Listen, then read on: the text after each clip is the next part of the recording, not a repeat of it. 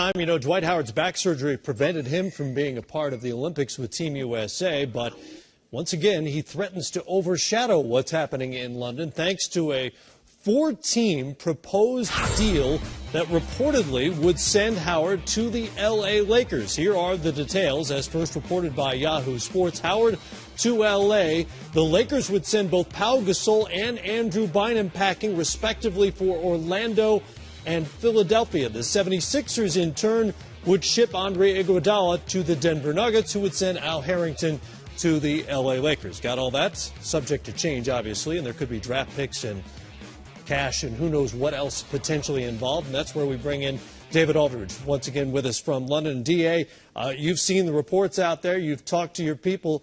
What is the likelihood, as you understand it right now, of Howard winding up with the Lakers in a deal that resembles something like what we just saw?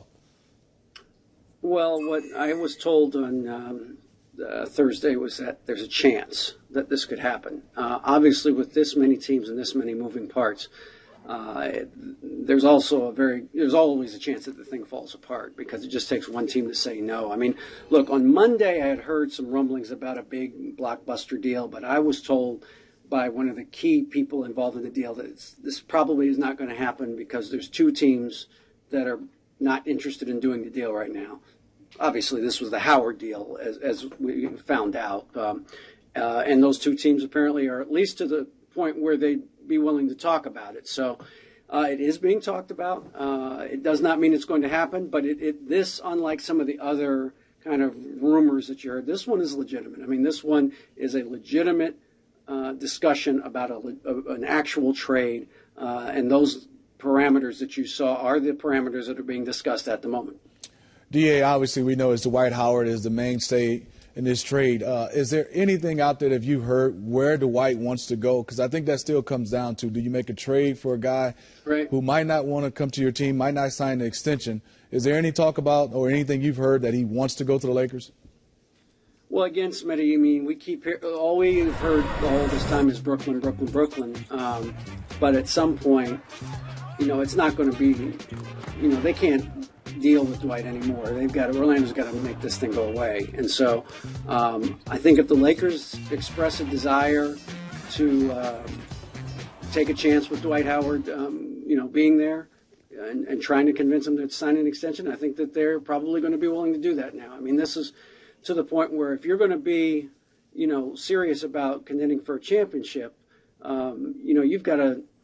your team's got to be together. I mean, you can't have this speculation about Gasol's going or Bynum's going. I mean, you've got to know what your team is going forward. And so I think that the Lakers probably are willing to take that chance, even though they don't have any assurances from Howard's camp that he'll stay there. Well, lesser risk, but the same question for the 76ers picking up Andrew Bynum, who still doesn't have his extension. Any sense of what his interest is in signing long-term in Philly?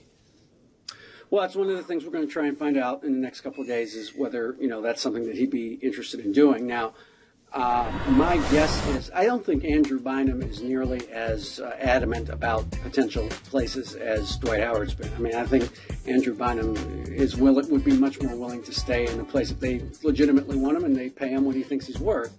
I think that he would stay there.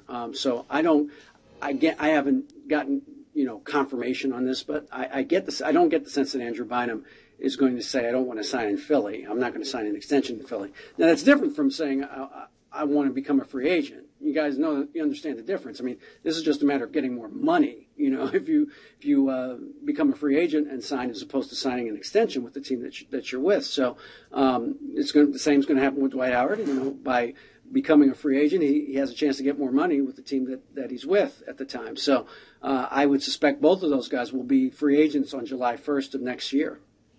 DA, when we're talking about Dwight, I think we keep hearing about the trade, but I would love from your perspective, have you heard anything about Dwight's back situation? How healthy is the big fella Dwight? Smitty, I think he's, the rehab's going well. I would not ever say that he's definitely going to be back and ready the first day of training camp because we just don't know. I don't think we're going to know for a few more weeks whether he's going to be green-lighted. Obviously, it depends on where he is and what the doctors on his new team, assuming he's on a new team, say about his back. They're going to have to take a look at it. So But what I've heard is that it's coming along well. He's doing some things rehab-wise that are good signs at this point of a recovery from back surgery. But backs, backs are a tricky thing. So I wouldn't sit here and say he's definitely going to be back for camp. And I think that's going to depend really on where he winds up because, as you know, different teams have different standards for what they consider a guy being ready for training camp. Another storyline for you to cover over there in London, and Andre Iguodala and Pau Gasol now get to answer a whole new set of questions at the Olympics. DA, Great. appreciate it. You're welcome.